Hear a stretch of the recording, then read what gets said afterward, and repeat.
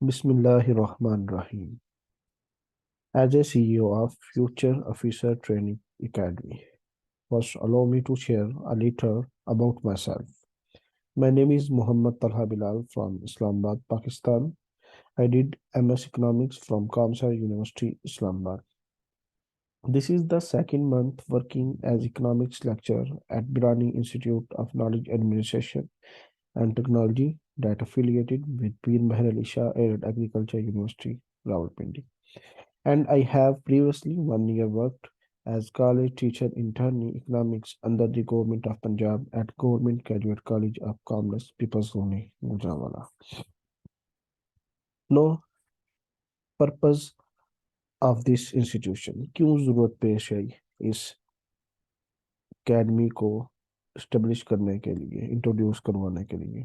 सबसे पहले बताता चलूं कि सेकंड बैच है मेरा इस सेशन का इस अकेडमी के अंदर। क्या है सबसे, क्यों है, क्यों जरूरत पेश आई, ये सारा कुछ इसके अंदर हम देखेंगे कि reason behind of this step to be taken क्या है, क्या जरूरत है। तो उसके लिए एक छोटी सी एफर्ट की गई है। आप सब भी क्या नाम है जानते होंगे कि अगर कंपेयर किया जाए, ठीक है, इस एकेडमी को दूसरी एकेडमीज के साथ जो कि हमारे पास है फूटा के नाम से या फ्यूचर ऑफिसर ट्रेनिंग एकेडमी के नाम से, तो कहता है कि अगर दूसरे इंस्टीट्यूशन को देखा जाए तो उनकी फीस अगर देखी जाए, कुछ की 10,000 के पास है, कुछ की इससे भी ज्यादा है, या कुछ कह सकते हैं कि 20,000 को भी क्रॉस कर रही है। ठीक है। फिर उसके बाद देखा जाए, वो रिकॉर्डेड लेक्चर प्रोवाइड नहीं किए जाते वहाँ पे, ना ही नोट्स हैं जो उनको प्रोवाइड किया जाता है। फिर उसके बाद देखा जाए तो सेशन खत्म होने के बाद आपसे कोई ऐसा फॉलो अप, कोई ऐसी इंटीग्रेशन नहीं रखी जाती कि आपके टेस्ट की तैयारी को कंटिन्यू रखा जाए, ताकि आप लोग उन चीज़ों को भूले ना। आप लोग क्या नाम है आपको डेली ऐसा वर्क असाइन नहीं किया जाता, और ना ही फिर आपके कोई mock test properly after session कोई ऐसे दिए जाते हैं विद आउट चार्जेस। कोई भी चीज़ इस सेशन के ख़त्म होने के बाद नहीं दी जाती। तो हम आते हैं अपनी इस अकेडमी की तरफ। हमारा जो सेशन है अल्हम्दुलिल्लाह पहला कंप्लीट होने को है। ठीक है। तो इसके मुताबिक हमने क्या किया कि ये अफोर्डेबल है। ठीक है। सबसे पहले एक चीज़ अफोर्डेबिलिटी की, क्योंकि हमें क्वालिटी की ज़रूरत है ना कि क्वांटिटी की ज़रूरत है।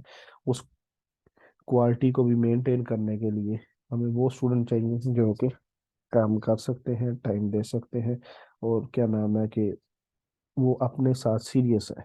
ठीक है। तो इसलिए इसकी अफोर्डेबिलिटी, जो इसकी फीस होगी उससे भी अगर क्या नाम है कि जो स्टूडेंट उससे भी कम करवा सकते हैं, इसके लिए कोई इशू नहीं है, क्योंकि यहाँ पे क्वालिटी मैटर करती है। ठीक है।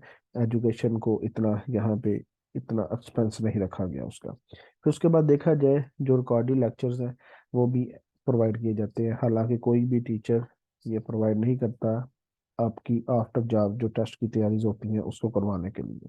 ठीक है। सारे रिटर्न नोट्स जो भी होंगे डेली लेक्चर के वो प्रोवाइड किए जाएंगे। ये जो रिकॉर्डेड लेक्चर हैं और जो ये रिटर्न नोट्स हैं, ये आफ्टर जब आपका डेली लेक्चर हो जाया करेगा उसके बाद विद इन एन आवर आप लोगों को सेंड कर दिए जाएंगे, चाहे वो के, किसी भी चीज़ के थ्रू आपको, चाहे वो किसी ग्रुप के थ्रू सेंड किए जाए, किसी लिंक के थ्रू आप लोगों को मिले, वो आपको प्रोवाइड कर दिए जाएंगे।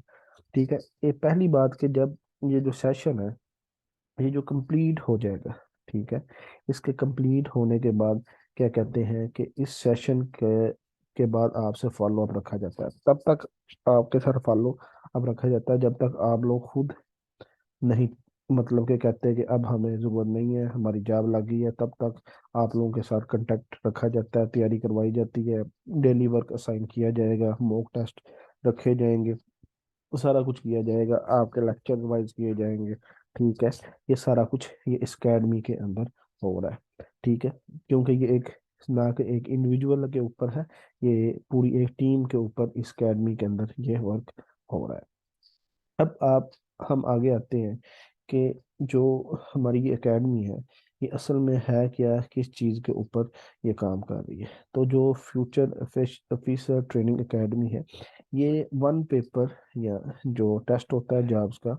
अब वो जॉब्स कौन सी होती हैं, डिफरेंट जॉब्स होती हैं, चाहे वो पीपीएससी की हैं, चाहे वो केपीएससी की हैं, चाहे वो एसपीएससी की हैं या एफपीएससी की हैं।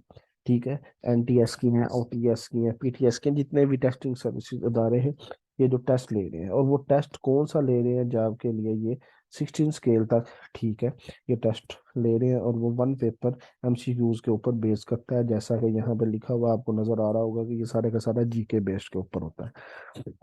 अब इसके अंदर कौन कौन से ऐसे सब्जेक्ट होते हैं, कौन कौन से ऐसे टॉपिक्स होते हैं जो कवर किए जाते हैं, तो वो कहता है कि ये हमारे पास तकरीबन 8 के अंदर हमने इनको डिवाइड किया गया है।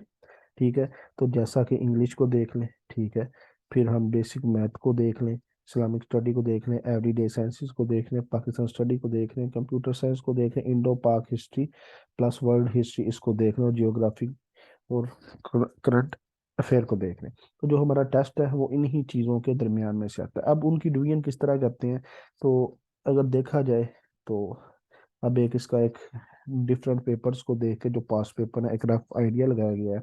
जो पाकिस्तान स्टडी है उसमें से सबसे ज़्यादा जो एमसीक्यूज आते हैं वो पाकिस्तान स्टडी से आते हैं, और ये कितने तकरीबन एमसीक्यूज होते हैं, इसमें से ये 24 होते हैं। उसके बाद देखा जाए तो जो सबसे ज़्यादा एमसीक्यूज आते हैं वो हमारे पास इंग्लिश में से आते हैं, और वो कितने आते हैं, 16 आते हैं। फिर इस्लामिक स्टडीज़ और उर्दू, इन दोनों को अगर देखा जाए तो इन दोनों में 8-8 आते हैं। ठीक है, और ये टोटल हो गए कितने, 16 हो गए। ये एक रफ आइडिया लगाया गया पास पेपर्स को देखते हुए कि किस तरह एमसीक्यूज को वो उनकी डिवीजन की होती है, किस तरह उन्होंने क्या किया होता है कि इन चीज़ों को उन्होंने डिवाइड किया होता है 100 100 रुपए। अब कहता है बेसिक मैथ मैथ मैथ के भी 8 हो गए, फिर एवरीडे साइंसेस, ठीक है, इसके भी 8 हो गए। फिर पाकिस्तान स्टडी के अगर देखे जाए तो ये हमने पहले देख लिया, कंप्यूटर साइंस के 4 हो गए, ठीक है। फिर इंडो पाक हिस्ट्री और वर्ल्ड हिस्ट्री इसके 14 हो गए, और जियोग्राफी और करंट अफेयर के इसके हो गए 8। इस तरह ये 100 एमसीक्यूज हैं, ये आते हैं इसमें से। अब वो सारी जॉब्स, अब कहते हैं कि हमारे जो स्टूडेंट्स हैं वो ज़्यादातर किन जॉब्स में अप्लाई करते हैं, ठीक है, करते हैं, नॉलेज भी होता है, ये सारी चीज़ें उन्होंने पहले पढ़ी होती हैं, मगर वो कहते हैं ना कि सही किस्म की यहाँ पे इन जॉब को अचीव करने के लिए आप लोगों को 3 से 6 मंथ की सीरियसनेस चाहिए होती है, बिल्कुल आपका फोकस चाहिए होता है।